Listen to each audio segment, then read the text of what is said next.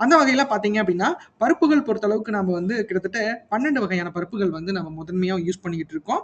இதுல வந்து முதல் பாகத்துல 4 பருப்புகளும், மற்ற பாகங்கள்ல 4 4ஆ வந்து 3 பாகங்கள் வந்து நான் குடுக்கப் போறேன். முதல் பாகத்துல பொறுத்தளவுக்கு பார்த்தீங்க அப்படின்னா, நம்ம துவரம் பருப்பு, பாசிப்பருப்பு, உளுந்தம் பருப்பு, கடலை பருப்பு இந்த 4 பருப்பு பார்க்க போறோம்.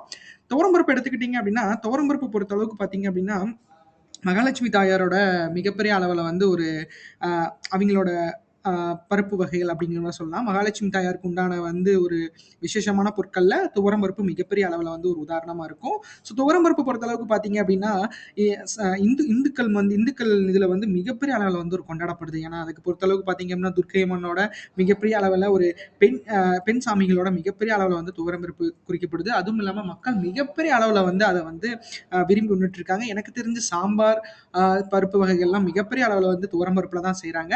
ஆனா பருப்புகளின் மன்னன் வந்து துவரம் பருப்பு தான். நீங்க பார்த்தாலே தெரியும். சாம்பார், கடையல், மசியல், சாதம், தோசை நான் சாதங்கிறது அரிசி பருப்பு சாதம் சொல்றேன். தோசை, சட்னி இது மாதிரி வந்து நம்ம எல்லாமே செஞ்சு மிகப்பெரிய அளவுல வந்து நம்ம சாப்பிடலாம். வாரம் 3 முறை சாப்பிடலாம் மக்களே. ஏன்னா, எனக்கு தெரிஞ்சு இந்த இந்த வகையான சத்துக்கள் பின்வருவற்றுள் பார்க்கலாம்.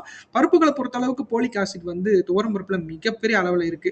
ஸோ, அதனால பார்த்தீங்கன்னா, துவரம் பருப்ப ஏன்னா, அ 100% வந்து நம்மளுக்கு ஒரு 70 கிலோ பின்னாடி தெரியும். 70 கிலோ ஒரு வெயிட் உள்ள ஒரு ஒரு ஹியூமனுக்கு, அதாவது என்னோட வெயிட் 70. ஸோ அதுக்கு வந்து 100% வந்து துவரம் பருப்பு வந்து 100 கிராம் சாப்பிட்டாலே எனக்கு வந்து முழு நாளுக்கு தேவையான ஃபோலிக் ஆசிட் கிடைச்சிரும்.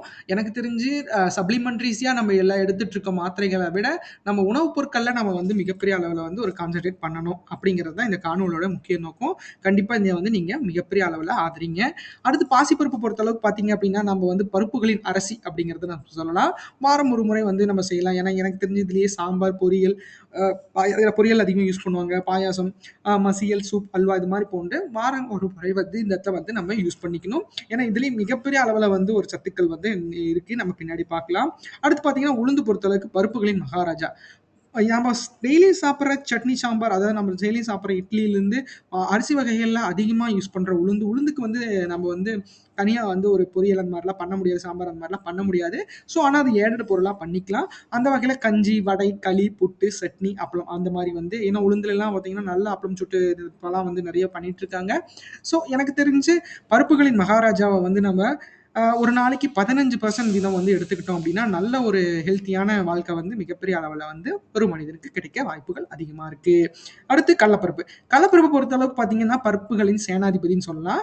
ஏன்னா, பருப்புகளின் சேனாதிபதி ஏன் இவர சொல்றோம் அப்படின்னா, நம்ம இவர வந்து யூஸ் பண்றது எல்லாமே வந்து ஒரு ஆடட் பொருளா தான் யூஸ் பண்றோம். ஸோ, அதனால பார்த்தீங்க அப்படின்னா, காவல் வீரர்கள் மாரி தான் இவங்க இருப்பாங்க.